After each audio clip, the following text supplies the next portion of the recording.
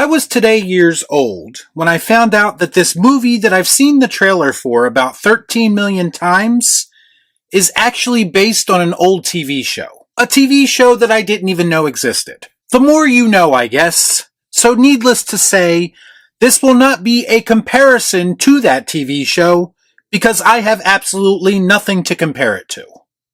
Let's discuss. I watch so you don't have to.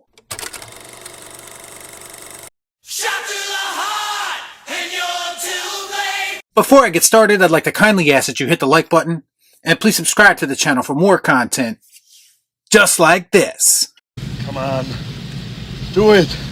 Do it! After leaving the business 1 year earlier, battle-scarred stuntman Colt Seavers springs back into action when the star of a big studio movie suddenly disappears. As the mystery surrounding the missing actor deepens, Colt soon finds himself ensnared in a sinister plot that pushes him to the edge of a fall more dangerous than any stunt. So right off the bat, something that I really appreciated about this movie, I enjoy movies that poke fun at the movie industry in some way. Similar to how Tropic Thunder, for instance, tears down and rebuilds the very industry that creates movies like this, all the while doing it in a somewhat humorous way. Now shut the f*** up and let me do my job! Now to be clear, I am in no way comparing The Fall Guy to Tropic Thunder, because there is no comparison. Tropic Thunder is f***ing iconic and on another level. But I appreciated the way that The Fall Guy kind of humorously comments on the way that stunt guys are overlooked in Hollywood, or how it kind of builds this caricature of the douchey lead actor who's full of himself. This movie also has a fake trailer for the movie within the movie, another similarity it shares with Tropic Thunder. I just think it's cool when movies go the extra mile to be in on the joke like that. And I don't know if this was on purpose, but the fake trailer looked a lot like a Zack Snyder movie to me, so that was kind of interesting. As far as the other positives go, you would think that a movie about a stunt guy would have some pretty decent stunts in it. That makes sense. And it does. There's one action set piece in particular that kind of stood out to me, and it involves Colt fighting these henchmen on the back of a moving truck. And there's this bucket on the back of the truck that they kind of get inside of, and then it falls off the truck and they're still fighting as this thing is spinning around the street. Plus there's this added element of a trained attack dog in the scene as well. And it always kind of puts a smile on my face when dogs are used in action movies in this way. In a lot of ways, this movie is a throwback to other movies that Hollywood doesn't really like to make anymore. Even comedy, as a standalone genre, is kind of hard to come by these days, especially when you're talking about movies in the theater. But it's even more rare when you mix the action and kind of romantic comedy elements with it as well. I don't know if all the transitions between all of those genres and tones is seamless, but I do give them a little bit of credit for at least giving it a shot. We were on the verge of greatness. We were this close. As far as the actors and performances go,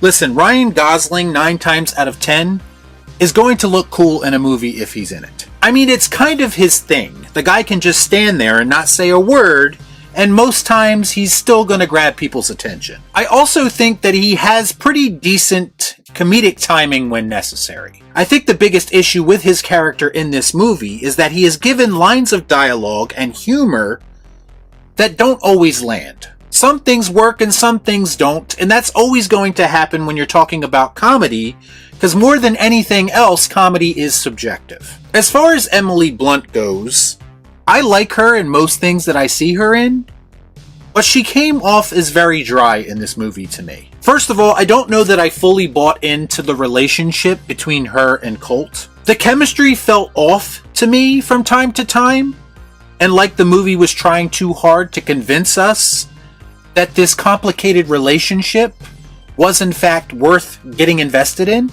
No, don't like that. There's a handful of scenes where these two characters are having a conversation about the movie within the movie, but they are also very obviously referencing things in their own relationship. And some of these scenes just laid it on really thick, and it felt like they went on for far too long. Every time it happened, it kind of brought this steadily moving film to a screeching halt. I get why they are doing it. They are trying to draw parallels between the industry itself and the relationships of the people within that industry. But these conversations didn't come off as organic as the film wanted them to be. Also, shout out to Aaron Taylor Johnson, who I've been hard on when it comes to his performances in movies over the years. But I have to give him credit where credit is due.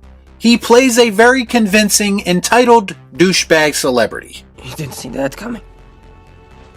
Also, Winston Duke is in this film in a supporting role, and he always comes off to me as a bigger talent than the roles that he is typically placed in. I still stand by my statement that he should have been the new Black Panther as M'Baku. He just has a screen presence to me, especially when he's playing a more badass character. The finale of this film has a few more twists and turns than you would expect. And much to my surprise, they weren't necessarily twists that I saw coming a mile away. Bottom line, I think The Fall Guy was fine. It's not mind-blowing in any way, but it doesn't have to be. It's one of those date movies that your wife or your girlfriend would probably appreciate, and you can get some enjoyment out of it too. I think it's definitely a little bit flawed tonally, and it doesn't always stick the landing with a lot of the ideas that it's trying to pull off, but I really didn't find anything done in the movie to be all that egregious, and the movie is mostly harmless.